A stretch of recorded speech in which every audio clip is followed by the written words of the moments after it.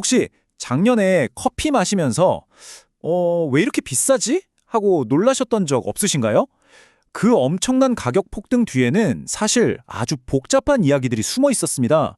그래서 오늘 2025년에 도대체 무슨 일이 있었는지, 그리고 그게 2026년 우리가 마실 커피 한 잔에 어떤 영향을 미칠지 한번 제대로 파헤쳐 보겠습니다. 아마 다들 느끼셨을 거예요. 작년에 마셨던 커피 유독 비싸게 느껴지지 않으셨나요? 그게 단순히 원두값이 그냥 조금 올라서가 아니었습니다. 전 세계에서 벌어진 여러 사건들이 정말 거미줄처럼 얽히고 설킨 결과였죠. 네, 보고서에서는 이 상황을 딱 한 단어로 표현하더라고요. 바로 퍼펙트 스톰. 한번 상상해 보세요. 기후위기가 덮치고 지정학적 문제들이 터지고 예상치도 못한 무역 장벽까지 생기고 이 모든 악재가 한꺼번에 커피 시장을 강타한 겁니다. 자, 그럼 그 혼란의 한가운데로 한번 들어가 보겠습니다. 2025년에 구체적으로 어떤 일들이 시장을 이렇게 뒤흔들었는지 시간 순서대로 한번 따라가 보시죠. 이 숫자 한번 보세요. 파운드당 440.85센트. 정말 믿기 힘든 가격이죠. 이게 2025년에 아라비카 원두가 찍었던 최고 가격인데요. 어느 정도냐면요. 무려 1970년대 오일 쇼크 이후에 가장 강력한 가격 폭등이었습니다. 가격 변동에 말 그대로 롤러코스터를 탔습니다. 연초에는 브라질에 가뭄이 올 거라는 공포가 시장 전체를 휩쓸면서 가격이 최고점으로 치솟고요. 그러다 잠시 진정되는가 싶더니 여름에는 베트남의 수확이 늦어지고 파나마 운하가 꽉 막히면서 공급망에 문제가 생겼죠. 그리고 연말 결국 브라질의 가뭄이 현실이 되면서 가격은 다시 한번 폭등하고 말았습니다. 결국 시장에 퍼진 공포가 현실이 되어버린 거죠. 앞으로 원두가 부족해질 거야 라는 두려움이 퍼지니까 너도 나도 일단 사놓고 보자는 패닉 바잉이 시작된 겁니다. 바로 그 행동이 가격을 더 밀어올리는 악순환을 만들어낸 거고요. 그렇다면 이 엄청난 가격 폭등, 그 대가는 대체 누가 치렀을까요? 단순히 우리가 마시는 커피값이 비싸진 것, 그게 전부가 아니었습니다. 커피 공급망의 가장 앞에서 일하는 사람들은 훨씬 더 큰 고통을 겪어야만 했습니다. 생산자들, 그러니까 커피 농부들에게는 이게 정말 아이러니한 상황이었습니다. 시장 가격은 역사상 최고인데 정작 팔 커피가 없는 거예요. 극심한 가뭄으로 수확량이 30%나 줄었으니까요. 말 그대로 가격의 역설, 비극적인 상황이었죠. 원두를 볶는 로스터들, 이분들도 정말 힘들었습니다. 원두값은 2배로 뛰었는데 이걸 다 커피값을 올릴 수는 없잖아요. 그러다 보니 재고를 살 현금이 부족해지는, 그러니까 유동성 위기에 빠진 거죠. 멀쩡히 잘 운영되던 회사들조차 파산 위기에 몰렸습니다. 공급망의 중간다리 역할을 하는 트레이더들은요, 정말이지 살얼음판을 걷는 기분이었을 겁니다. 한쪽에서는 농부들이 가뭄 때문에 원두를 못 준다고 하고, 다른 한쪽에서는 로스터들이 파산해서 돈을 못 준다고 하니 양쪽에서 동시 터질 수 있는 이중채무 불이행 위험에 노출된 최악의 상황이었죠. 자, 그렇게 정말 정신없었던 2025년이 지나갔습니다. 그럼 이제 앞으로가 중요하겠죠? 2026년 커피 가격은 과연 어떻게 될까요? 이걸 결정할 5가지 핵심 열쇠를 지금부터 하나씩 열어보겠습니다.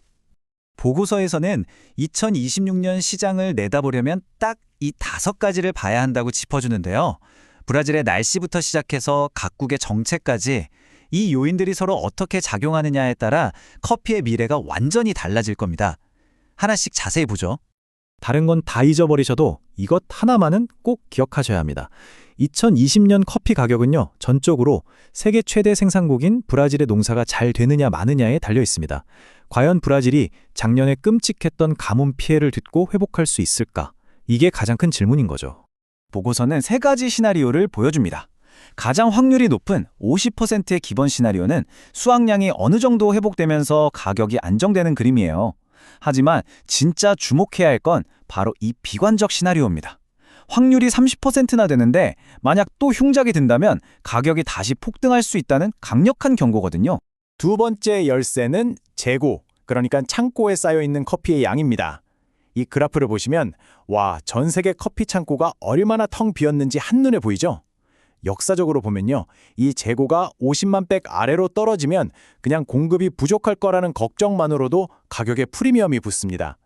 그런데 작년 말 재고는 그보다도 한참 낮은 40만 백도 안 됐어요. 시장이 불안할 수밖에 없었던 거죠. 세 번째는 정말 예측하기 힘든 변수, 바로 미국의 정책입니다. 50%나 되던 높은 관세가 하루아침에 갑자기 0%가 됐어요. 이건 분명히 가격을 끌어내리는 요인이죠.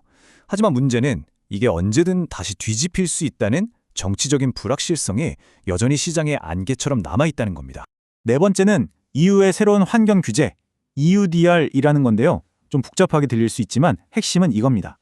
앞으로 EU의 커피를 팔려면 이 커피는 숲을 파괴하지 않고 만들었습니다. 라는 걸 증명해야 하는 아주 강력한 법이에요.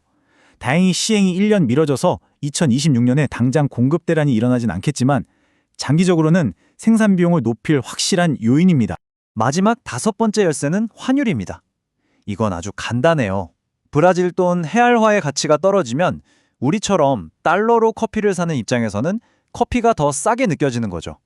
그럼 브라질 동부들은 수출을 더 많이 하려고 할 거고, 이건 결과적으로 국제 커피 가격을 낮추는 효과를 가져옵니다. 자, 그럼 이제 이 5가지 조각들을 다 맞춰볼 시간입니다. 이 모든 걸 고려했을 때 2026년 커피 가격은 과연 어떤 미래를 맞이하게 될까요? 보고서가 제시하는 3가지 시나리오를 한번 살펴보겠습니다. 2026년의 미래는 크게 3갈래 길로 나뉩니다. 가장 높은 50% 확률로 가격은 지금보다 다소 안정될 겁니다. 30% 확률로는 가격이 꽤 많이 떨어질 수도 있고요. 하지만 우리가 절대 잊지 말아야 할 건 바로 이 20%의 확률입니다. 강력한 라니냐, 그러니까 커피 생산지의 극심한 가뭄이나 홍수로 일으킬 수 있는 기후현상이 닥치면 가격이 작년의 최고 기록을 다시 한번 갈아치울 수도 있다는 뜻입니다. 여전히 불확실성이 아주 큰 상황이죠. 자, 이제 마지막 결론입니다. 이 복잡한 분석을 통해 우리가 진짜로 알아야 할 가장 중요한 핵심 메시지는 과연 무엇일까요? 보고서는 이 모든 상황을 딱 한 문장으로 요약하는데요. 정말 의미심장합니다. 하산길은 험난하다. 이 말의 뜻은 명확해요.